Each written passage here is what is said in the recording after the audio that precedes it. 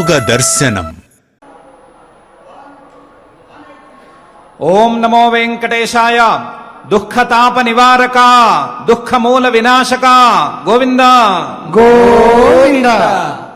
सौख्यं सर्वं विषयजनितं शाश्वतं नैव भूयात् भोगे सक्तिं जनयदखिलं रागवृद्धिं च कुर्यात् तापञ्चान्ते भृशम विषयं संस्कृतिं चापि कुर्यात् तादृक्सौख्ये रतिम विकलां सर्वथा వారయాశు అని మహాయోగేశ్వరేశ్వరుడైన శ్రీ వెంకటేశ్వర స్వామి వారి పాదాల ముందు భక్తిగా ప్రార్థించుకుంటూ పతంజలి మహర్షి గారు రచించిన యోగ సూత్రాలను ఆధారంగా చేసుకుని యోగ దర్శనాన్ని అధ్యయనం చేసే సత్కార్యక్రమాన్ని ఈ శుభ సాయంకాల వేళ మనం ప్రారంభించుకుందాము.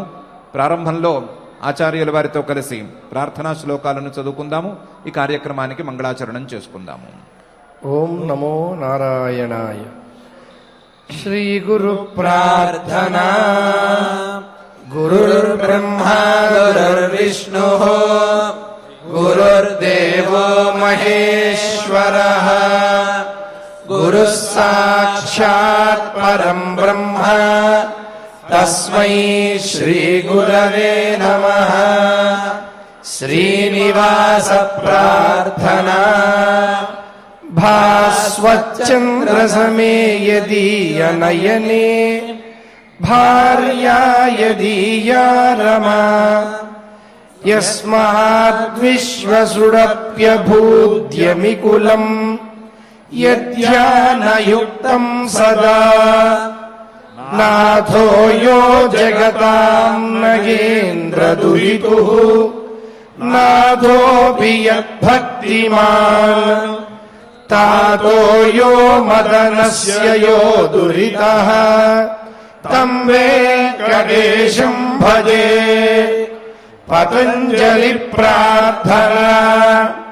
చిత్తస్య వృత్తిమనురుధ్య సుసాధనాభిః జీవః సమాధిమధిగచ్చతి యన్మతేన యోగాస్తథా వసుమితా అధియోగశాస్త్రం ఏనాశ్రితా మమ పతంజలయే నమోస్మై.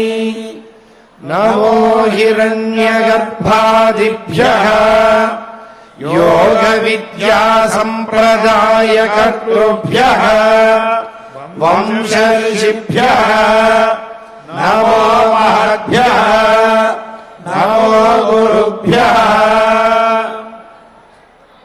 శ్రీ గురుభ్యో నమః. కొంతమంది ఉత్సాహవంతులు ట్రెక్కింగ్ చేద్దాము అని ఒక కొండ దగ్గరకు వెళ్ళారు. వాళ్ళందరికీ ఒక గైడ్ కూడా ఉన్నాడు. అతను గైడెన్స్ చేస్తున్నాడు. కొంత దూరం ఎక్కారు. కొండ ఇంకా ఎక్కటం పూర్తిగా ప్రారంభం కాలేదు. కిందనే ఉన్నారు. పర్వత సానువులు అంటాం కదా, అక్కడే ఉన్నారు. మొదట్లోనే ఉన్నారు. అందులో ఒక వ్యక్తికి బాగా దాహం వేసింది. ఆ దాహంలో అతను కొండ మీద నుంచి ఒక వాగు లాంటిది పారుతుంటే అందులో మంచినీళ్ళు తాగుదాము అని దోసిట్లోకి నీళ్లు తీసుకున్నాడు. తీసుకుంటే గైడు ఆ నీళ్లు తాగద్దు అని చెప్పాడు. ఎందుకు తాగకూడదండి? అందరూ చెప్పే మాటే కదా. కొండ మీద నుంచి వాగు పారుతోంది. వాగులో నీళ్లు స్వచ్ఛంగా ఉన్నాయి, తీయగా ఉన్నాయి. ఈ నీళ్లు ఎందుకు తాగకూడదు అని అడిగాడు. అడిగితే గైడ్ చెప్పాడు, నువ్వు చెప్పింది కాన్సెప్ట్ బాగానే ఉంది. ఈ కాన్సెప్ట్ పైన కూడా నేను ఇంకా చాలా చెప్పగలను.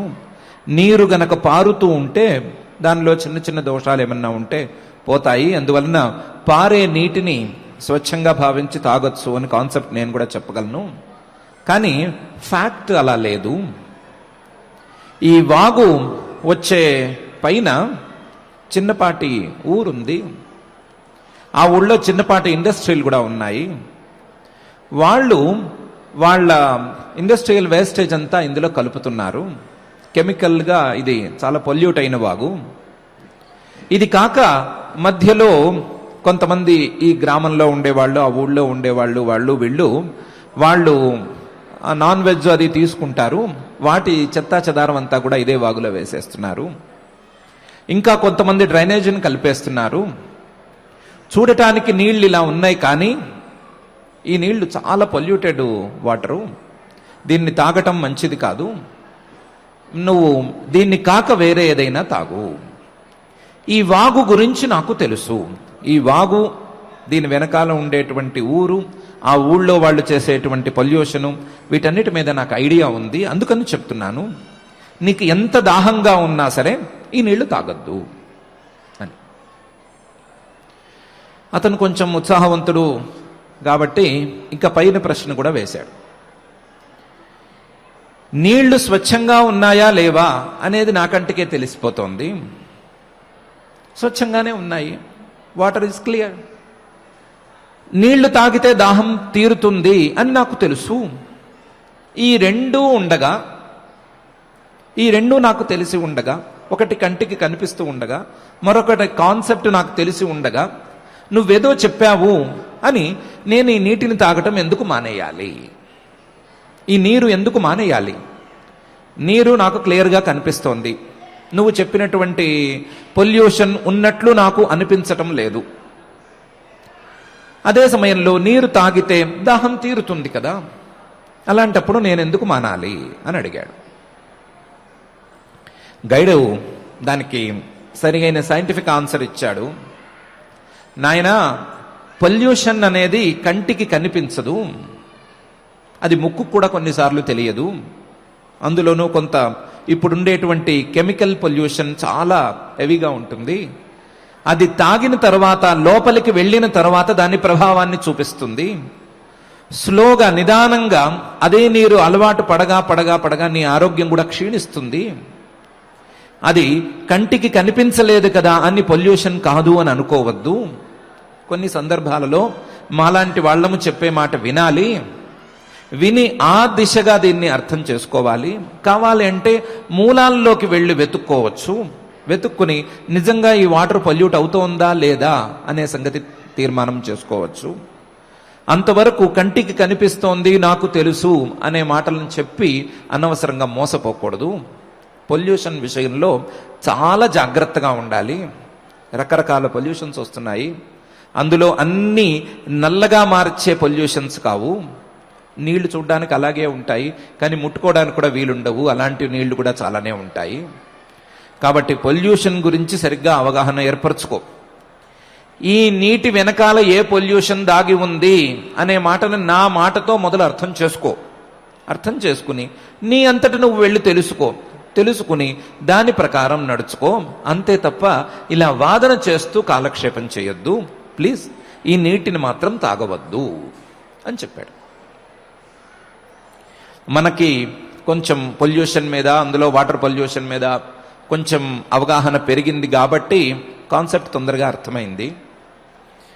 నీరు కనిపిస్తూనే ఉంటుంది, బాగున్నట్టే ఉంటుంది, కానీ ఎవరో వచ్చి దాంట్లో మీటర్ వేసి చూపిస్తే అందులో సాల్ట్స్ ఎక్కువ ఉన్నాయని ఒకళ్ళు అంటారు, ఇంకో ఏదో పొల్యూషన్ ఎక్కువ ఉందని ఇంకొందరు అంటారు. వేర్వేరు మీటర్స్ వస్తున్నాయి, వేరువేరు ఉన్నాయి. కాబట్టి మనకు తెలుసు, కాబట్టి ఈ విషయంలో మనకు క్లారిటీ పర్వాలేదు, బాగానే ఉన్నట్లే.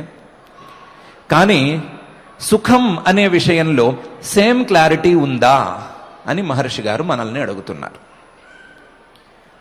ఎన్నెన్నో కష్టాలకు ఓరుస్తున్నారు. పర్వతం ఎక్కటం లాంటి పెద్ద పెద్ద పనులు చేసుకుంటున్నారు. దాని ద్వారా ఏదో సాధించటానికి సిద్ధమవుతున్నారు. మధ్యలో వచ్చేటువంటి చిన్నపాటి దాహాలకి, మధ్యలో కలిగేటువంటి చిన్నపాటి కష్టాలకి విశ్రాంతిని కోరుకుంటున్నారు.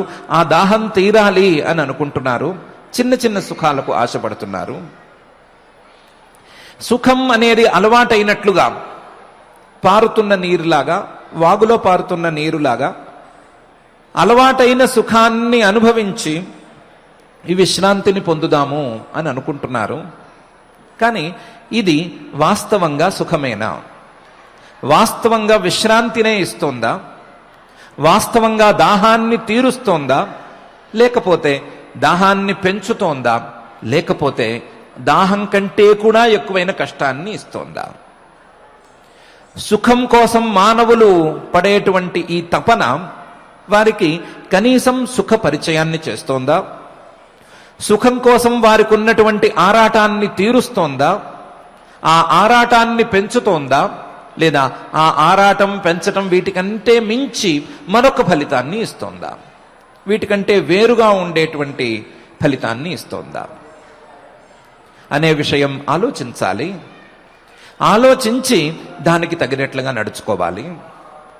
ఆలోచన అనేది ఎవరికి దానంతట అదే మొదలవటం అనేది సులభ సాధ్యం కాదు. కాబట్టి మేము కొన్ని చెప్తాము, దాని ప్రకారం మొదలు దాన్ని అర్థం చేసుకుని దాని ప్రకారం ఆలోచన సాగించుకుని ఇన్వెస్టిగేషన్ ముందుకు తీసుకువెళ్ళి దాని ప్రకారం నిర్ణయం చేసుకోవాలి, దానికి తగినట్లుగా నడుచుకోవాలి.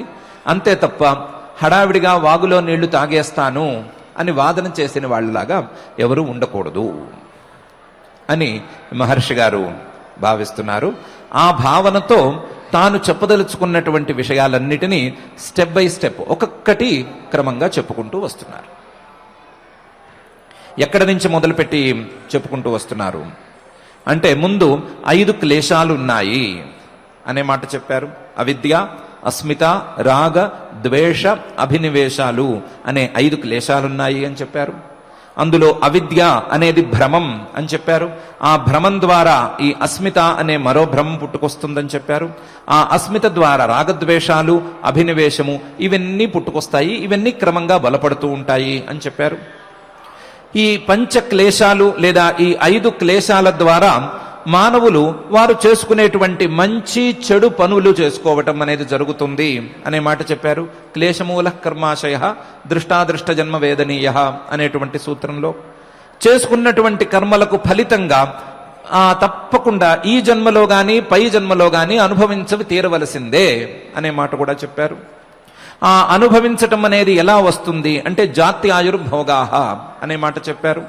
ఆ జాత్యాయుర్భోగాల ద్వారా సుఖ దుఃఖాలు వస్తాయి అనే మాట చెప్పారు.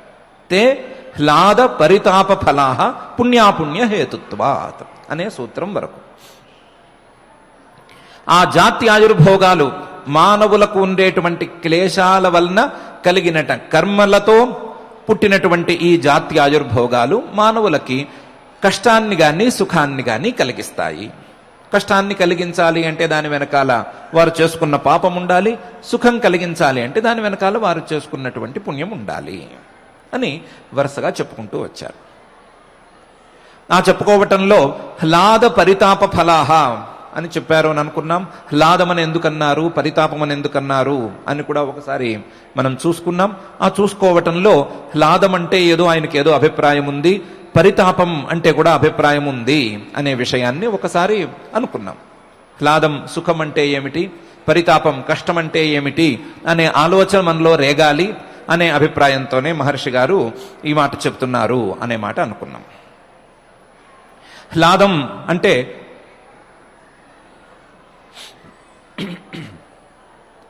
రజోగుణం ద్వారా మొదలయ్యేటువంటి కోరిక, ఆ కోరిక తోసే తోపుకు మానవుడు చేసేటువంటి ప్రయత్నం, ఆ ప్రయత్నం నిరంతరం సాగుతూ ఉండటం, ఆ ప్రయత్నం మానవుడికి కష్టాన్ని తెచ్చి పెడుతూ ఉండటం మధ్య ఒక తాత్కాలికమైనటువంటి విశ్రాంతి, ఇది హ్లాదం అని అనుకున్నాం. లేదా సుఖం అని మనకు పరిచయంలో ఉన్న సుఖం అని అనుకున్నాం.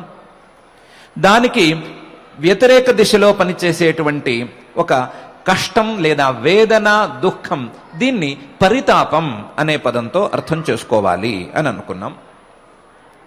ఈ పరితాపం మనకు కలిగేటువంటి ఈ విశ్రాంతి లేదా సుఖం లేదా ఆహ్లాదం లేదా తృప్తి లేదా తాత్కాలికమైనటువంటి క్షణికమైన సుఖం దానికంటే ముందు కూడా ఉంది. ఈ పరితాపం దాని తర్వాత కూడా ఉంది.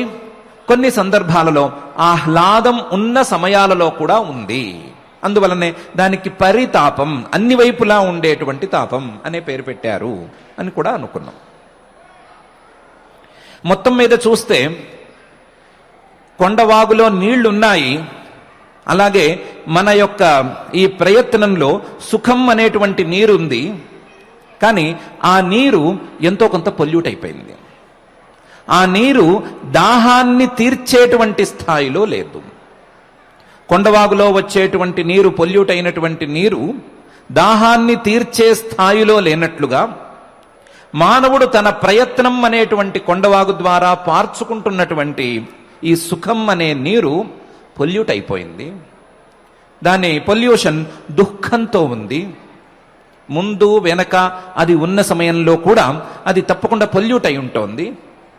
పొల్యూట్ అయి ఉండటం వలన అది మానవుడి యొక్క ఈ సుఖదాహాన్ని, సుఖార్తిని తీర్చలేకుండా ఉంది అనటానికి నిదర్శనం మానవుడు నిరంతరం సుఖం కోసం చేస్తున్నటువంటి ప్రయత్నమే. ఒకవేళ సుఖమే కలిగితే, ఒకవేళ దాహమే తీరితే ఆ సుఖం కోసం మళ్ళీ ప్రయత్నం ఎందుకు చేయాలి? దాహం తీరిన తర్వాత మళ్ళీ నీటి కోసం ఎందుకు అరులు చాచాలి? సుఖం కలిగిన వెంటనే కొత్త సుఖం కోసం ఎందుకు మానవుడు అరులు చాస్తున్నాడు? ఒకటి పూర్తయిన వెంటనే మరొక టార్గెట్ అని ఎందుకు పెట్టుకుంటున్నాడు? అంటే ఇందులో ఏదో తేడా ఉంది, ఇందులో ఏదో పొల్యూషన్ ఉంది అనే విషయాన్ని అర్థం చేసుకోవాలి. ప్రాథమికంగానే దీన్ని అర్థం చేసేసుకోవాలి. దాన్ని ఇంకా వివరంగా గనక అర్థం చేసుకోవాలి అంటే నేను చెప్పబోయేటువంటి పై సూత్రాన్ని విని అర్థం చేసుకోవాలి అని మహర్షి గారు అంటున్నారు. దానికి తగినట్లుగా పై సూత్రాన్ని ఇలా ప్రారంభిస్తున్నారు. పరిణామ తాప సంస్కార దుఃఖై గుణవృత్తి విరోధాచ్చ సర్వం దుఃఖం వివేకినః, లేదా సర్వమేవ దుఃఖం వివేకినః, లేదా దుఃఖమేవ సర్వం వివేకినః అని. ప్రతి సుఖము, మానవుడికి కలిగేటువంటి ప్రతి సుఖము పరిణామ దుఃఖం అనేటువంటి దుఃఖంతో కలిసిపోయింది, దుఃఖంతో పొల్యూట్ అయిపోయింది. మానవుడికి కలిగేటువంటి ప్రతి సుఖము తాప దుఃఖం అనేటువంటి ఒక దుఃఖంతో పొల్యూట్ అయిపోయింది. మానవుడికి కలిగేటువంటి ప్రతి సుఖము సంస్కార దుఃఖం అనేటువంటి దుఃఖంతో పొల్యూట్ అయిపోయింది. పరిణామ తాప సంస్కార దుఃఖై ప్రతి సుఖము కలగలిసే ఉంది. ఇంతేకాకుండా గుణవృత్తి విరోధాచ్చ, ఈ సుఖాన్ని కలిగించే, సుఖం కోసం ప్రయత్నాన్ని ప్రారంభింపజేసేటువంటి మానవుడి యొక్క 3 గుణాలు, సత్వము, రజస్సు, తమస్సు అనేటువంటి 3 గుణాలు పరస్పరం కొట్టుకుంటూ ఉంటాయి. పరస్పరం ఒకదానికంటే ఒకటి పెరగటానికి, ఒకదానికంటే ఒకటి మరొకదాన్ని తగ్గించుకోవటానికి ప్రయత్నం చేస్తూ ఉంటాయి. ఆ గుణాల యొక్క వృత్తిలో, గుణాల యొక్క పరస్పరం సంబంధంలో ఉండేటువంటి విరోధం వలన, ఆ విరోధంతో ఈ సుఖం పొల్యూట్ అయిపోయింది. గుణవృత్తి విరోధాచ్చ దుఃఖమేవ సర్వం. ఈ ప్రతి సుఖము మానవుడు అది సుఖం అనుకున్నా లేదా దుఃఖం అనుకున్నా దుఃఖంగానే మిగిలిపోతోంది. దుఃఖమేవ సర్వం. కానీ ఈ విషయాన్ని అందరూ కనిపెట్టలేకపోతున్నారు. వివేకినః, వివేకం ఉన్నవాడు మాత్రమే కనిపెట్టగలుగుతున్నాడు. వివేకం ఉన్నవాడు, తెలిసినవాడు, పొల్యూషన్ వీటన్నిటి గురించి తెలిసినవాడు, సుఖ లక్షణం ఏంటి, దుఃఖ లక్షణం ఏంటి అని అర్థం చేసుకోగలిగినవాడు, అర్థం చేసుకున్నవాడు, అతను మాత్రమే కనిపెట్టగలుగుతున్నాడు. ఇతరులు వాగులో నీళ్లు తాగేసి ఇబ్బంది పడుతున్నట్లుగా పడుతూనే ఉన్నారు అని మహర్షి గారు ఈ సూత్రంలో చెప్తున్నారు. ఈ సూత్రాన్ని మనం 2-3 రకాలుగా అర్థం చేసుకోవచ్చు. మహర్షి గారు చెప్తున్నటువంటి వరసలో ఒకసారి వచ్చి అర్థం చేసుకోవచ్చు, ఆ వరసని కొంచెం దాటి అర్థం చేసుకోవచ్చు, ఇంకా రకంగా కూడా అర్థం చేసుకోవచ్చు. మహర్షి గారు చెప్తూ వస్తున్నటువంటి వరస ప్రకారం చూసుకుంటే, మహర్షి గారు చెప్తున్నటువంటి వరస అవిద్య, ఆ అవిద్య తరువాత వచ్చేటువంటి 4 క్లేశాలు, ఆ 4 క్లేశాల ద్వారా కర్మలు, కర్మల యొక్క ఫలితాలుగా జాత్యాయుర్భోగాలు, వాటి ఫలితాలుగా ఈ సుఖ దుఃఖాలున్నాయి. అందులో దుఃఖాన్ని తీసేస్తే సుఖం అనేది ఉంది. ఇన్నిటికి ఫలితంగా వచ్చినటువంటి ఈ సుఖం అవిద్య నుంచి మొదలయ్యి క్లేశాలు, కర్మలు, జాత్యాయుర్భోగాలు, వాటికి ఫలితంగా వచ్చినటువంటి ఈ సుఖం పరిణామ దుఃఖంతో కలగలిసిపోయి ఉంది. ఏ రకంగా పరిణామ దుఃఖంతో కలగలిసిపోయి ఉంది అంటే, అవిద్యలో ప్రధానమైనటువంటి క్లేశాలలో రాగ ద్వేషాలు అనేటువంటి క్లేశాలు ఉన్నాయి కదా. అవిద్య, అస్మిత, రాగద్వేష అభినివేశ అని కదా. ఆ రాగద్వేషాలు అనేటువంటి రెండు క్లేశాలు వేటికి ప్రతీకలు. రాగం అనేది మూల ప్రకృతిలో ఉండేటువంటి రజోగుణానికి ప్రతీక, ద్వేషం అనేది తమో గుణానికి ప్రతీక. ఏ మనిషి ఏ పని చేసినా, అది మంచి పనే అయినా లేదా చెడు పనే అయినా, మంచి పనిలో కలగలసిన చెడు పనైనా, చెడు పనిలో కలగలసిన మంచి పని అయినా ఈ రాగద్వేషాల వలనే కలుగుతుంది. ఏ పనికైనా వెనకాల ఉండేది రాగద్వేషం. అది మంచి లేదా చెడు, దాంతో నిమిత్తం లేదు. దాని వెనకాల ఉండేది కేవలం రాగద్వేషాలు మాత్రమే.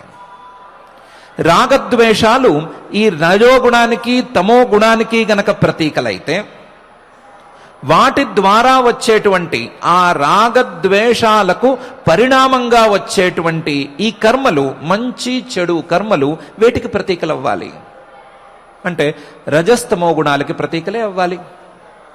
వాటికి పరిణామంగా వచ్చేటువంటి కర్మ ఫలితాలు, జాత్యాయుర్భోగాలు ఎలా ఉండాలి అంటే రజోగుణమయంగానైనా ఉండాలి లేదా తమోగుణమయంగానైనా ఉండాలి. వాటికి ఫలితాలుగా వచ్చేటువంటి ఈ సుఖాలు ఎలా ఉండాలి అంటే రజోమయంగానైనా ఉండాలి లేదా తమోమయంగానైనా ఉండాలి. రజోగుణం యొక్క ప్రభావం కలిగి ఉండాలి లేదా తమోగుణం యొక్క ప్రభావం కలిగి ఉండాలి. ఇలా చూసినప్పుడు వీటి పరిణామక్రమం మొత్తం రజోగుణానికి తమోగుణానికి సంబంధించిందిగా ఉంది. రజోగుణానికి తమోగుణానికి సంబంధించినటువంటి పరిణామ పరంపర ఇలా సాగుతూ ఉండగా మానవుడికి సుఖం ఎక్కడి నుంచి దక్కాలి? మానవుడికి అందులో విశ్రాంతి ఎక్కడి నుంచి కలగాలి? రజోగుణం యొక్క మొదటి పరిణామం మానవుడి యొక్క కోరికే అయితే, ఆ కోరిక మానవుడికి కష్టాన్నే తెస్తుంటే, ఒక మంటను పుట్టిస్తూ ఉంటే, ఆ కోరిక తోపుకి మానవుడు పరిగెత్తటం మొదలు పెడితే, ఆ పరిగెత్తటం ద్వారా మానవుడు కష్టపడుతూనే ఉంటే, దానికి ఫలితంగా వచ్చేటువంటి కర్మలు కూడా కష్టమయంగానే ఉంటే, దానికి ఫలితంగా వచ్చేటువంటి జాత్యాయుర్భోగాలు సుఖమయంగా ఎలా మారినాయి? దానికి ఫలితంగా సుఖం ఎక్కడి నుంచి దక్కాలి? ఇందులో లాజిక్ ఎక్కడి నుంచి ఉంది? సుఖం అనేది సాత్వికం కదా, సుఖం అనేది సత్వగుణ ప్రభావం కదా. సత్వగుణ ప్రభావం ఎక్కువగా ఎక్కడ కనిపిస్తోంది? ఇందులో రజోగుణ ప్రభావం ఉంది లేదా తమోగుణ ప్రభావం ఉంది. ఇలా రజోగుణ ప్రభావము ప్రధానంగా ఉండి తమోగుణ ప్రభావం కూడా ఉండేటువంటి ఈ కర్మల ద్వారా వచ్చే ఈ సుఖాలు సాత్వికంగా ఎలా మారతాయి? వీటి పరిణామ పరంపర దుఃఖమయంగానే ఉంది. కాబట్టి మానవులు సంపాదించుకునే, మానవులు కర్మలు చేసి తెచ్చిపెట్టుకునేటువంటి ఈ సుఖాలు కష్టాలతో కలగలిసి ఉన్నాయి. కష్టాల యొక్క పరిణామక్రమంలో పుట్టుకొస్తున్నాయే గాని అకస్మాత్తుగా సుఖాలవ్వటం వీటికి చేత కాదు. ఇది మొదటి విషయం. కాబట్టి పరిణామ దుఃఖేన సర్వం దుఃఖం వ్యాప్తం, సర్వం సుఖం వ్యాప్తం. ప్రతిదీ పరిణామక్రమంలో చూసుకుంటే దుఃఖమయంగానే ఉంది కానీ సుఖం అవ్వటానికి ఆస్కారం ఉన్నట్టుగా కూడా అనిపించటం లేదు. రెండవది తాప దుఃఖం. ఈ కర్మలకు, కర్మల వెనకాల ఉండేటువంటి అవిద్యాది క్లేశాలకు, ఆ క్లేశంలో ప్రధానంగా ఉండేటువంటి రాగద్వేషాలకు, అందులోనూ ప్రధానంగా ఉండేటువంటి ద్వేషానికి ప్రధానమైన గుణమేమిటి? ద్వేషం ఏం చేస్తుంది అంటే నిలువెల్లునా కాల్చేస్తుంది, మనిషిని పూర్తిగా కాల్చేస్తుంది. ఆ ద్వేషాన్ని అనుభవించేవాడికి కాదు, ఆ ద్వేషం ఉన్నవాడినే కాల్చటం అనేది ద్వేషం యొక్క స్వభావం. ఈ ద్వేషం గనక ఒక కర్మను ప్రారంభిస్తే, అది మంచి కావచ్చు చెడు కావచ్చు, తన యొక్క స్వభావాన్ని ఎక్కడి నుంచి మార్చుకుంటుంది? కాల్చేసే స్వభావాన్ని ఎక్కడి నుంచి మార్చుకుంటుంది? ఆ కర్మలు కావచ్చు, కర్మ ఫలితాలు కావచ్చు, ఆ కర్మ ఫలితాలుగా ఉండేటువంటి జాత్యాయుర్భోగాలకు ఫలితాలైన సుఖం కావచ్చు, దీన్ని కూడా తాపమయంగా చేస్తుందే తప్ప, కాల్చేసే విధంగా మార్చేస్తుందే తప్ప విశ్రాంతినిచ్చేదానిగా ఎలా మారుస్తుంది? మార్చడానికి ఆస్కారమే లేదు. మూలాలు గనక కాల్చేట్లుగా ఉంటే ఫలితం చల్లగా ఎక్కడి నుంచి వస్తుంది? మూలం గనక ద్వేషం లేదా దాని వెనకాల ఉండేటువంటి రాగం మానవుడి యొక్క మనసుని కాల్చేట్టుగా తాపకంగా ఉంటే దాని ఫలితం చాలా ప్రశాంతంగా విశ్రాంతిదాయకంగా ఎక్కడి నుంచి వస్తుంది? మూలశుద్ధి లేకపోతే ఫలితం ఎక్కడి నుంచి బాగుపడుతుంది? కాబట్టి ప్రతి సుఖం వెనకాల ఉండేటువంటి తాపకంతో పూర్తిగా నిండిపోయి ఉంది. తాపదుఃఖేన వ్యాప్తం. మూడవది సంస్కార దుఃఖం. ప్రతి రాగము, ప్రతి ద్వేషము మానవుడి యొక్క మనసులో ఒక సంస్కారాన్ని ఏర్పాటు చేస్తుంది. ఆ సంస్కారం ద్వారా మానవుడు ఒక కర్మకు పూనుకుంటున్నాడు. మానవుడు చేసుకున్నటువంటి ఆ కర్మలు మళ్ళీ కర్మ సంస్కారాలను వృద్ధి చేస్తున్నాయి. రాగద్వేషాలు అనేటువంటి మూలం ద్వారా కలిగేటువంటి సంస్కారాలే కాక ఆ రాగద్వేషాల వలన కలిగినటువంటి కర్మల ద్వారా కొన్ని సంస్కారాలు మళ్ళీ పేరుకుంటున్నాయి. ఆ సంస్కారాల ద్వారా లేదా ఆ కర్మల ద్వారా ఫలితాలు కలిగినప్పుడు జాతి, జన్మ, అలాగే ఆయుస్సు, భోగము ఇలాంటి ఫలితాలు కలిగినప్పుడు ఈ ఫలితాలు కూడా కొన్ని సంస్కారాలను ఉత్పత్తి చేస్తున్నాయి. కొన్ని జన్మ సంస్కారాలున్నాయి, కొన్ని ఆయుష్ సంస్కారాలున్నాయి, కొన్ని ఏమో భోగ సంస్కారాలున్నాయి. ఈ సంస్కారాలు కూడా వీటితో పాటు వృద్ధి చెందుతున్నాయి. రాగద్వేష సంస్కారాలే కాక, కర్మ సంస్కారాలే కాక జాత్యాయుర్భోగ సంస్కారాలు కూడా పేర్కొని పోతున్నాయి. ఇన్ని పేర్కొని పోయిన తరువాత వీటికి ఫలితంగా వచ్చేటువంటి సుఖాలు కూడా కొత్త సంస్కారాలను వృద్ధి చేస్తున్నాయి. ఇన్ని సంస్కారాలు పేరుకుపోతే, ఇన్ని సంస్కారాలు మనసులో గుట్టగా పేరుకుపోతే, క్లేశాల దగ్గర నుంచి మొదలుపెట్టి ఫలితాల వరకు అన్ని సంస్కారాలనే పుట్టించుకుంటూ వస్తూ ఉంటే, అన్ని క్రమక్రమంగా సంస్కారాలను పెంచుకుంటూ వస్తే, సంస్కారాల గుట్ట పెరిగిపోతూ ఉంటే మనస్సుకు బరువు ఎక్కువ అవుతుందా? మనస్సు తేలికగా హాయిగా ఉంటుందా? మనస్సు బరువుగా ఉన్నప్పుడు లేదా మనస్సు చాలా ఒత్తిడికి గురవుతున్నప్పుడు అది విశ్రాంతిగా ఉండటం అనేది ఎలా సాధ్యం? మనస్సుకు విశ్రాంతి ఎక్కడి నుంచి వస్తోంది? కొత్త పని వలన కొత్త సంస్కారం వస్తోంది, కొత్త ఫలితం వలన కొత్త సంస్కారం వస్తోంది. ఈ సంస్కారం వలన ఏ రకమైన సుఖము లేదు. ఈ సంస్కారాలు దుఃఖమయంగానే ఉంటున్నాయి, వాటి మూలాలు సవ్యంగా లేవు. కాబట్టి ఈ సంస్కారాలన్నీ క్రమంగా పేరుకుపోయి చివరికి ఫలితాల సమయంలో కూడా కొత్త సంస్కారాలు పుట్టుకొచ్చి పాత సంస్కారాలన్నీ కూడా అలాగే పేరుకొని కలిగేటువంటి ఆ తాత్కాలిక సుఖాన్ని కూడా, క్షణమాత్రం కలిగేటువంటి కొంచెం కాలం పాటు ఉండేటువంటి విశ్రాంతిని కూడా కలుషితం చేస్తున్నాయి. ఇది పరిణామ తాప దుఃఖాల తరువాత వచ్చేటువంటి సంస్కార దుఃఖం మాట. ఇలా పరిణామ తాప సంస్కార దుఃఖాలు అనేటువంటి మూడు దుఃఖాలు ప్రతి సుఖంతోనూ కలగలిసి ఉన్నాయి, కలిసిపోయి ఉన్నాయి, విడదీయరానట్లుగా ఉన్నాయి, మూలం నుంచి చివరి దాకా కలగలిసిపోయి ఉన్నాయి. వీటిని విడదీయటం అనేది సాధ్యం కానే కాదు. దోసిట్లో నీళ్లు తీసుకుని ఆ దోసిట్లో పొల్యూషన్ని విడదీసేసి స్వచ్ఛమైన నీటిని తాగటం ఎంత అసాధ్యమో, ఈ దుఃఖాలను విడదీసి సుఖాన్ని మాత్రం అనుభవించటం, హాయిగా ఉండటం అనేది అంత అసాధ్యం. వీటికి తోడు ఈ అసలు క్లేశాలను పుట్టిస్తున్నటువంటి, రాగద్వేషాలను పుట్టిస్తున్నటువంటి అవిద్య, అస్మిత, రాగ, ద్వేష, అభినివేశాలు వీటన్నిటినీ పుట్టిస్తున్నటువంటి మూడు గుణాలు, సత్వము, రజస్సు, తమస్సు అనేటువంటి మూడు గుణాలు కలిసి ఉంటాయి, కానీ కలివిడిగా ఉండవు. కలిసే ఉంటాయి, మూడు సమానంగా ఉంటాయి, సమాన కాలంలో ఉంటాయి, కానీ ఒకదాన్ని ఒకటి కొంచెం దాటి పైకి వెళ్ళాలి అని నిరంతరం ప్రయత్నం చేసుకుంటూనే ఉంటాయి. సత్వం రజోగుణాన్ని తమోగుణాన్ని తక్కువ చేసి తాను ముందుండాలి అని ప్రయత్నం చేస్తుంది. రజోగుణం సత్వగుణాన్ని తమోగుణాన్ని తగ్గించి తాను ముందుండాలి, పరిగెత్తించాలి అని అది ప్రయత్నం చేస్తుంది. తమోగుణం మనకు మంచి స్నేహితంగా ఉండేటువంటి గుణం, ఈ రెండు వద్దు, హాయిగా నిద్రపోవాలి అని మనకు చెప్పాలని ప్రయత్నం చేస్తుంటుంది. ఈ మూడు గుణాలు పరస్పరం కొట్టుకుంటూ ఉంటాయి, పరస్పరం విరోధంతో ఉంటాయి, కలిసే ఉంటాయి కానీ విరోధంతో ఉంటాయి. విరోధంతో ఉన్నప్పుడు సత్వం తన యొక్క ప్రభావం లేదా తన యొక్క ఫలితమైనటువంటి సుఖాన్ని తీసుకువద్దామే అని ప్రయత్నం చేసే లోపల రజోగుణం ఇంకో ప్రభావాన్ని తీసుకొచ్చి ఉంచుతుంది. ఇంతలో తమోగుణం కూడా నేనున్నాను అని పైకి లేస్తుంది.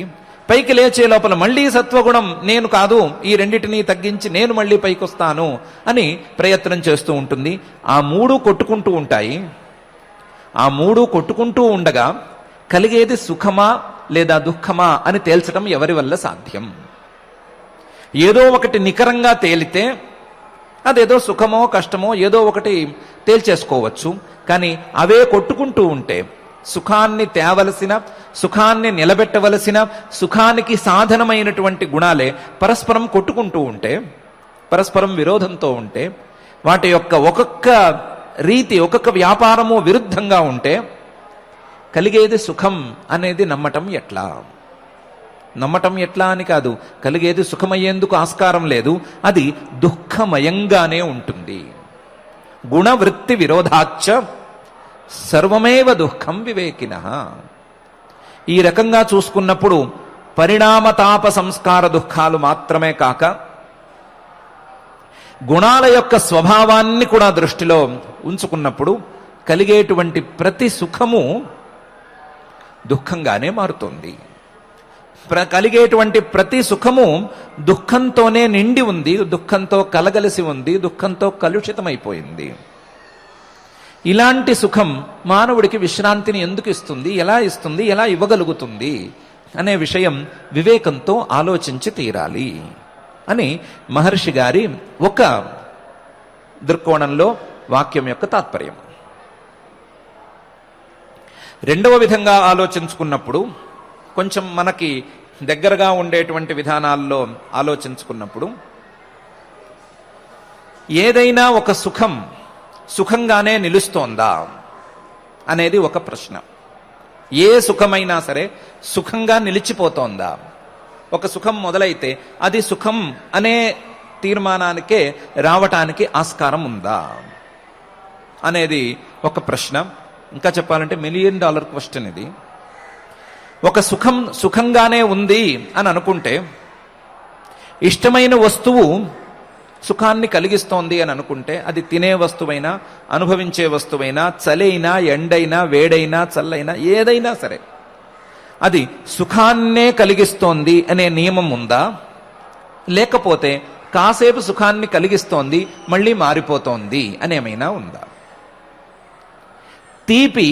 తినే తీపి నిరంతరం తీయగానే అనిపిస్తోందా, లేదా తినగా తినగా తినగా చేదుగా మారిపోతుందా? చేదుగా మారుకోవటానికి వేరే ఏమీ కారణాలు అక్కర్లేదు. తీపి తింటూ తింటూ తింటూ ఉంటే, తీపినే తింటూ ఉంటే కాసేపు తీపిని ఆపాలనిపిస్తోందా, లేదా ఇలాగే తింటూ ఉందాం, ఈ తీపే మనకి తీపి అని అనిపిస్తోందా అని ఆలోచిస్తే, ఏ రుచి ఏ భోగ్యమైన వస్తువు సమానంగా అనుభవాన్ని కలిగించటం లేదు అని సమాధానం రానే వస్తోంది. ప్రతి భోగ్యమైన వస్తువు, ప్రతి సుఖము పరిణామంలో దుఃఖంగా మారుతోంది. ప్రతి సుఖము అనుభవించగా బోర్ కొడుతోంది. కొంచెం దానికి మార్పు కావాలి అని అనిపిస్తోంది. ఇంకా స్పష్టంగా చెప్పుకోవాలి అంటే, సుఖం మార్పు చెంది దుఃఖంగా మారిపోతోంది. సుఖం క్రమంగా మారుతూ మారుతూ మారుతూ దుఃఖంగా మారిపోతోంది. ఆ దుఃఖం కొన్ని సందర్భాలలో శారీరకంగా తెలుస్తుంది, కొన్ని సందర్భాల్లో మానసికంగా మాత్రమే ఉంటుంది. శారీరకంగా దుఃఖంగా మారేది తిండి లాంటి సుఖాలు అని మనకు తెలిసిందే. మానసికంగా దుఃఖంగా మారేవి కూడా కొన్ని సుఖాలు కనిపిస్తూనే ఉన్నాయి. ఇలా ప్రతి సుఖము పరిణామంలో దుఃఖంలా మారిపోతోంది కాబట్టి, దాని మార్పు దుఃఖం వైపుగానే ఉంది కాబట్టి, ప్రతి సుఖము పరిణామ దుఃఖంతో నిండిపోయి ఉంది అని మహర్షి గారి వాక్యం. ఏ సుఖాన్ని అనుభవిస్తూ ఉన్నా సరే ఈ సుఖం పూర్తయిపోతోంది, ఈ సుఖం ఇంతటితో సమాప్తం అని అనుకున్నప్పుడు ఆ సుఖం అనుభవించేవాడి పరిస్థితి ఏ రకంగా ఉంటుంది అనేది ఒక ప్రశ్న. ఈరోజు రాత్రి 12ంటితో మీ వ్యాలిడిటీ పూర్తి అయిపోయింది, ఈ పదవి కానీ అధికారం కానీ ఏమీ ఉండదు, అన్నీ అయిపోయినాయి అన్నప్పుడు మానవుడు సుఖంగా ఉంటున్నాడా? 12ంటి వరకు నేను ఇదే దీంట్లో ఉన్నాను అని సుఖంగా ఉంటున్నాడా, లేదా ఇబ్బంది పడుతున్నాడా? ఇబ్బంది చివరి నిమిషానికి వచ్చిన తర్వాతే ఉందా, చివరి నిమిషాన్ని దృష్టిలో ఉంచుకున్న మొదటి క్షణం నుంచి ఉందా అని ఆలోచిస్తే మొదటి క్షణం నుంచి చివరి క్షణం వరకు ఇదే తపన. ఇది అయిపోతుంది, దీన్ని ఎలాగైనా నిలబెట్టుకోవాలి, దీన్ని నిలబెట్టుకోలేకపోతే ఇలాంటి దాన్ని మరొక దాన్ని తెచ్చిపెట్టుకోవాలి. ఇదే తపన మానవుడిలో నిరంతరం కనిపిస్తూనే ఉంది. ఆ తాపం, ఆ తపన ద్వారా వచ్చేటువంటి తాపం ఏ క్షణాన మానవుడిని విడిచిపెట్టడం లేదు, ఏ సందర్భంలోనూ ఇది పోవటం లేదు. సుఖం అనుభవించేటువంటి ప్రతి క్షణంలోనూ ఆ సుఖంతో పాటుగా ఈ తపన కూడా వెంటాడుతూనే ఉంది. దానికి కారణం వెనకాల ఉండేటువంటి రాగం, వెనకాల ఉండేటువంటి రజోగుణం. ఆ రజోగుణం యొక్క ప్రభావం పనిచేస్తున్నంత కాలం ఇలాగే ఉంటోంది తప్ప మరొక విధంగా ఉండటం లేదు. కాబట్టి ప్రతి సుఖము ఈ తాప దుఃఖంతో నిండిపోయి ఉంది. ఈ రెండు కంటే మూడవ దుఃఖం ఇంకా కష్టమైనటువంటి దుఃఖం.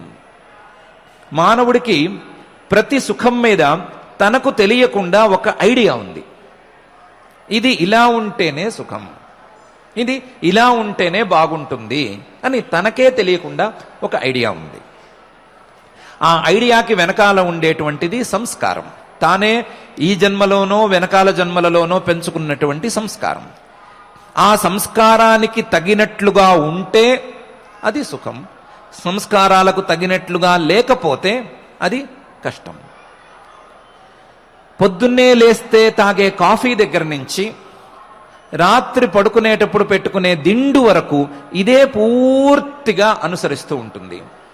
పొద్దున్నే లేస్తే తాగే కాఫీలో డికాషన్ ఎంత ఉండాలి, లేదా పాలు ఎంత ఉండాలి, పంచదార ఎంత ఉండాలి, కప్పు ఎలా ఉండాలి, ఎంత వేడిగా ఉండాలి, తెచ్చేవాళ్ళు ఏ నవ్వుమొహం పెట్టుకుని తేవాలి అనే విషయం మీద గనక ఒక క్లారిటీ అనేది ఏర్పడితే మన భాషలో, ఆ అభిప్రాయం గనక బలంగా పాతుకుపోతే ఇందులో ఏ అంశం కదిలిపోయినా ఆ కాఫీ ద్వారా ఏ సుఖము కలగదు.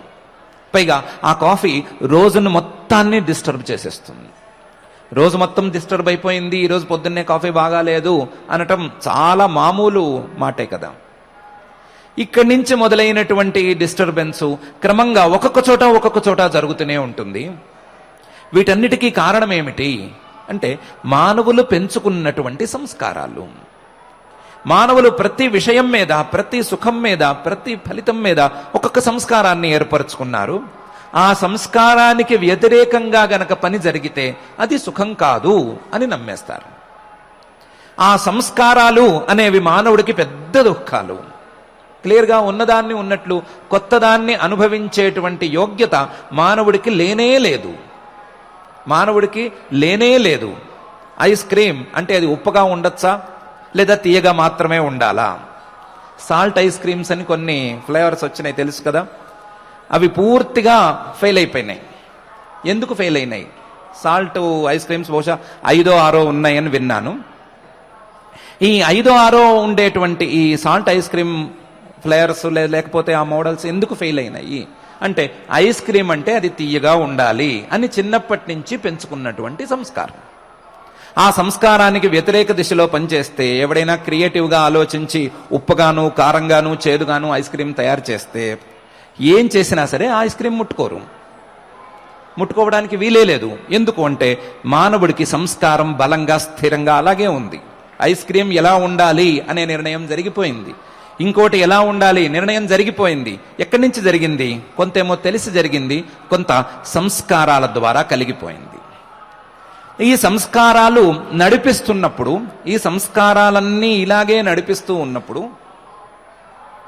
ఈ సంస్కారాల ప్రభావమే ఎక్కువ ఉన్నప్పుడు, ఈ సంస్కారాలు మానవుడి యొక్క అధీనంలో లేనప్పుడు, ఈ సంస్కారాలు మానవుడికి దుఃఖమే.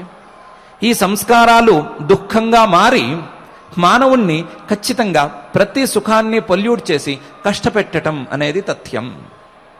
ఇది సంస్కార దుఃఖాలతో ప్రతి సుఖం నిండి ఉంది అనటానికి ప్రతి సందర్భము ఉదాహరణే. ఈ రకంగా చూసుకున్నప్పుడు పరిణామ దుఃఖంతోనూ, తాప దుఃఖంతోనూ, సంస్కార దుఃఖంతోనూ మానవుడి యొక్క ప్రతి సుఖము పూర్తిగా నిండిపోయింది, పూర్తిగా కలగలిసిపోయింది. ఇది కాక ఇందాక చెప్పుకున్నటువంటి గుణవృత్తి విరోధం, గుణాల యొక్క పరస్పర స్వభావాలు, ఏ ఏ గుణాలు ఎప్పుడెప్పుడు కలుస్తాయి, ఏ ఏ గుణాలు ఎప్పుడెప్పుడు విడిపోతాయి, ఏ గుణాలకి విరోధం, ఎప్పుడు ఇవి కలిసేట్లుగా ఉంటాయి, కొన్ని సామాన్యాంశాలు, కొన్ని విశేషాంశాలు, కొన్ని విరుద్ధమైన అంశాలు, వీటి కాంబినేషన్స్, వీటి యొక్క ఈక్వేషన్స్, ఇవన్నీ గనక చూసుకుంటే గుణాలు ఏ క్షణాన కూడా కలిసి ఉండవు. కలిసి ఉండవు అంటే కలివిడిగా ఉండవు. గుణాలు నిరంతరం అప్ అండ్ డౌన్ అని అవుతూనే ఉంటాయి. ఈ అప్ అండ్ డౌన్స్లో మానవుడికి సుఖం దొరికేందుకు ఆస్కారమే లేదు. అప్ అండ్ డౌన్స్లో ఏమాత్రం సుఖం కలగదు. మానవుడికి ఏ సుఖం కలిగినా ఆ సుఖంలో కష్టం అనేది కలగలిసిపోతూనే ఉంటుంది. కష్టంతో విడదీయరాని సంబంధం ఈ సుఖానికి ఏర్పడుతుంది. ఇలా గనక ఆలోచించుకున్నట్లయితే పరిణామ తాప సంస్కార దుఃఖై గుణవృత్తి విరోధాచ్చ దుఃఖమేవ సర్వం, ప్రతి సుఖము ప్రతిదీ దుఃఖంగానే ఉంది. ఇందులో ఒక బంపర్ ఆఫర్ ఏంటంటే ఇది సుఖానికి మాత్రమే వర్తిస్తుంది అనే నియమమేమీ లేదు, దుఃఖానికి కూడా ఇదే వర్తిస్తుంది. దుఃఖం కూడా పరిణామ దుఃఖంతో కలగలిసే ఉంది, దుఃఖం కూడా తాప దుఃఖంతో కలిసే ఉంది, దుఃఖం కూడా సంస్కార దుఃఖంతో కలిసి ఉంది, దుఃఖం కూడా గుణవృత్తి విరోధంతో కలిసే ఉంది.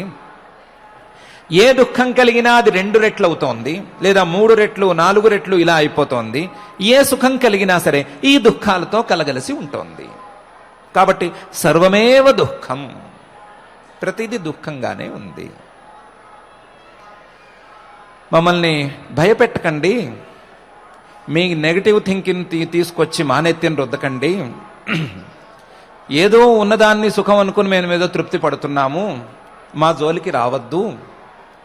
మేమేదో సుఖం అనుకున్న దాన్ని తాగుతాము, ఏదో తింటాము, కూర్చుంటాము, ఇంతటితో తృప్తి పడతాము, కొత్తగా నువ్వు పడేది తృప్తి కాదు అని కొత్తగా బోధించద్దు.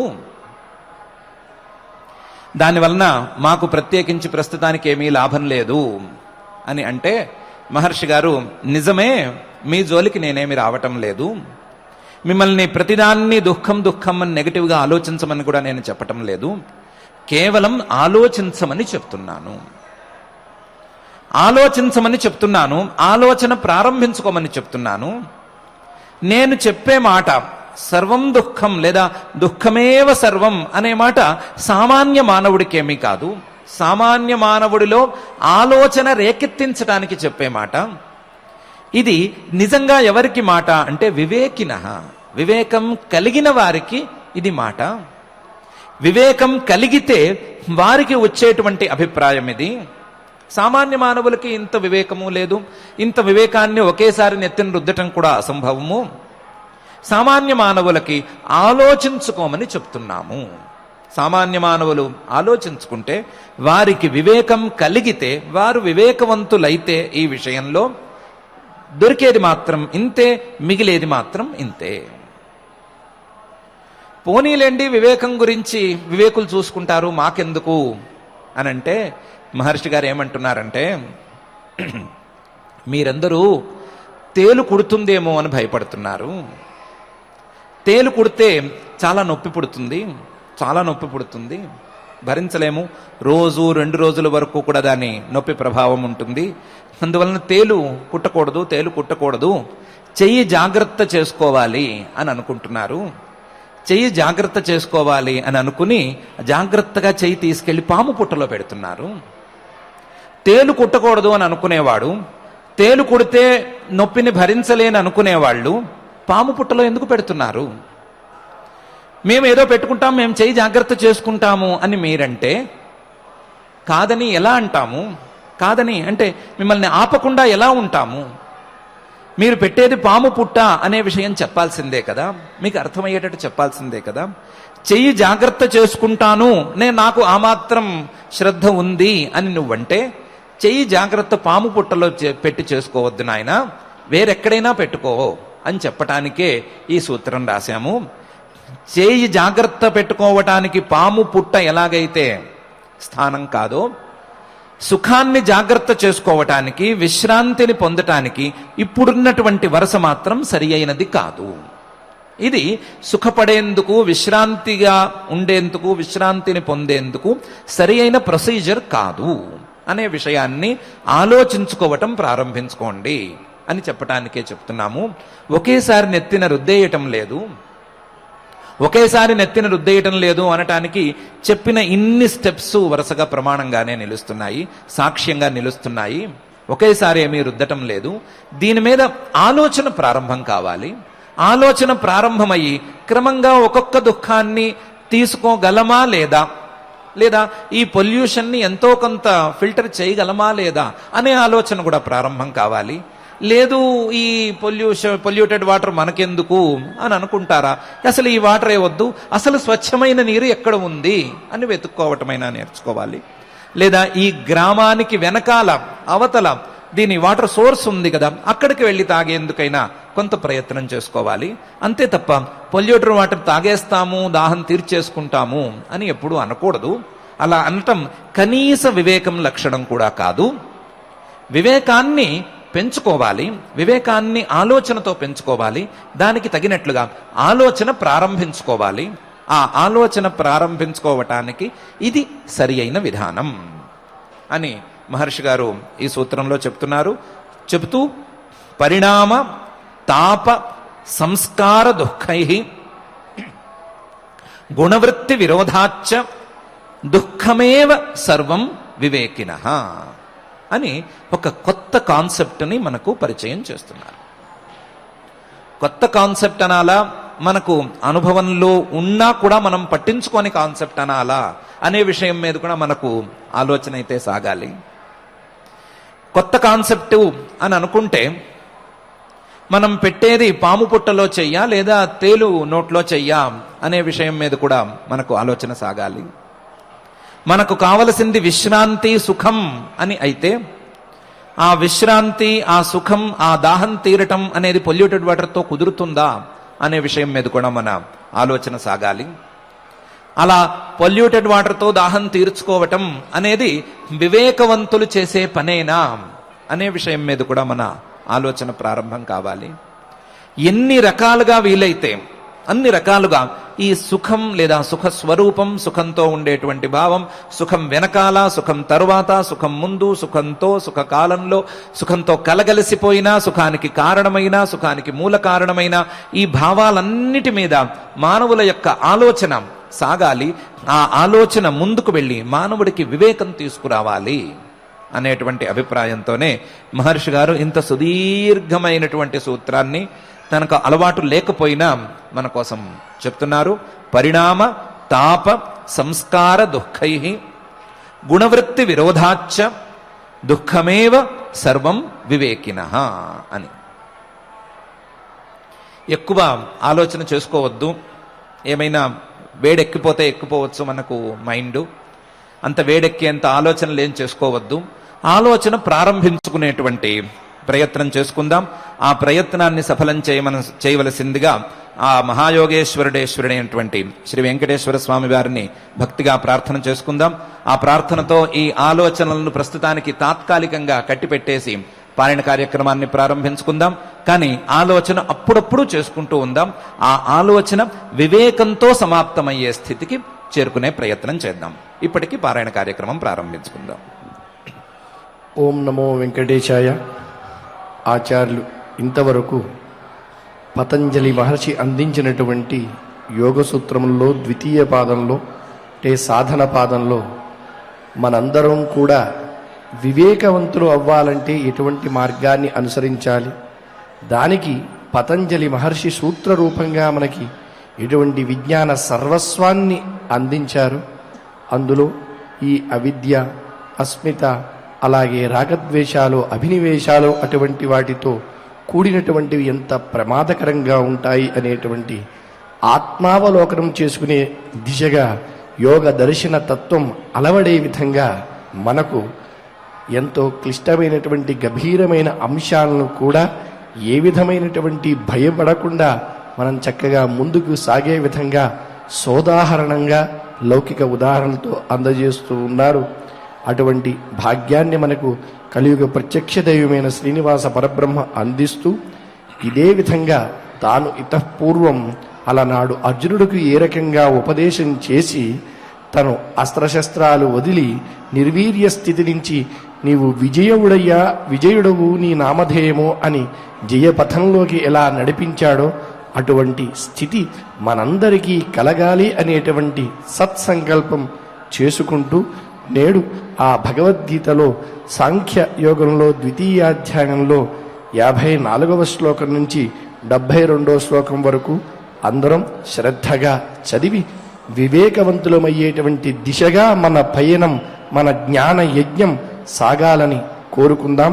శ్రీకృష్ణ ప్రార్థన దగ్గర నుంచి మంగళాంతం వరకు శ్రద్ధగా భక్తితో పారాయణ చేద్దాం. శ్రీకృష్ణ ప్రార్థన. వసుదేవసుతం దేవం కంసచాణూరమర్దనం దేవకీ పరమానందం కృష్ణం వందే జగద్గురుం. శ్రీగీతా ప్రార్థనా. సర్వోపనిషదో గావః దోగ్ధా గోపాలనందనః పార్థో వత్సః సుధీర్భోక్త దుగ్ధం గీతామృతం మహత్.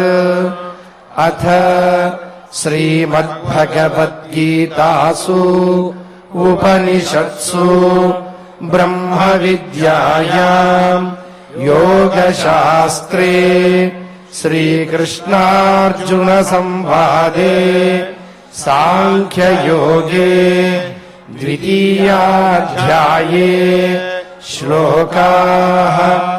అర్జున ఉవాచ స్థితప్రజ్ఞస్య కా భాషా సమాధిస్తస్య కేశవ స్థితధీః కిం ప్రభాషేత కిమాసీత వ్రజేత కిం. శ్రీభగవానువాచ ప్రజహాతి యదా కామాన్ సర్వాన్ పార్థమనోగతాన్ ఆత్మన్యేవాత్మనా తుష్టః స్థితప్రజ్ఞస్తదోచ్యతే. దుఃఖేష్వనుద్విగ్నమనాః సుఖేషు విగతస్పృహః వీతరాగభయక్రోధః స్థితధీర్మునిరుచ్యతే. యః సర్వత్రానభిస్నేహః తత్తః ప్రాప్య శుభాశుభం. నాభినందతి న ద్వేష్టి తస్య ప్రజ్ఞా ప్రతిష్ఠితా. యదా సంహరతే చాయం కూర్మోంగానీవ సర్వశః ఇంద్రియాణీంద్రియార్థేభ్యః తస్య ప్రజ్ఞా ప్రతిష్ఠితా. విషయా వినివర్తంతే నిరాహారస్య దేహినః రసవర్జ్యం రసోప్యస్య పరం దృష్ట్వా నివర్తతే. యతతో హ్యపి కౌంతేయ పురుషస్య విపశ్చితః ఇంద్రియాణి ప్రమాథీని హరంతి ప్రసభం మనః. తాని సర్వాణి సంయమ్య యుక్త ఆసీత మత్పరః వశే హి యస్యేంద్రియాణి తస్య ప్రజ్ఞా ప్రతిష్ఠితా. ध्यायतो विषयान् पुंसः संगस्तेषूपजायते संगात् संजायते कामः कामात् क्रोधोऽभिजायते क्रोधात् भवति सम्मोहः सम्मोहात् स्मृतिविभ्रमः स्मृतिभ्रंशात् बुद्धिनाशः बुद्धिनाशात् प्रणश्यति रागद्वेषविमुक्तैस्तु विषयानिन्द्रियैश्चरन् आत्मवश्यैर्विधेयात्मा प्रसादमधिगच्छति प्रसादे सर्वदुःखानां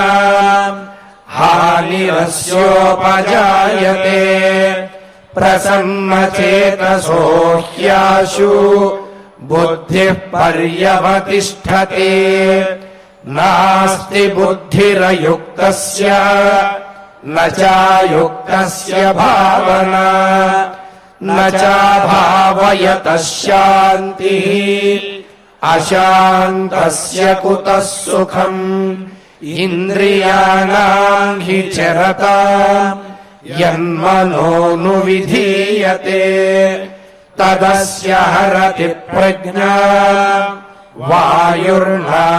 वायुर्नावमिवाम्भसि तस्माद्यस्य महाबाहो निगृहीतानि सर्वशः इन्द्रियाणीन्द्रियार्थेभ्यः तस्य प्रज्ञा प्रतिष्ठिता या निशा सर्वभूतानां तस्यां जागर्ति संयमी यस्यां जाग्रति भूतानि सा निशा पश्यतो मुनेः आपूर्यमाणमचलप्रतिष्ठम् समुद्रमापः प्रविशन्ति यद्वत् तद्वत्कामायम् प्रविशन्ति सर्वे स शान्तिमाप्नोति न कामकामी विहाय कामान्यः सर्वान्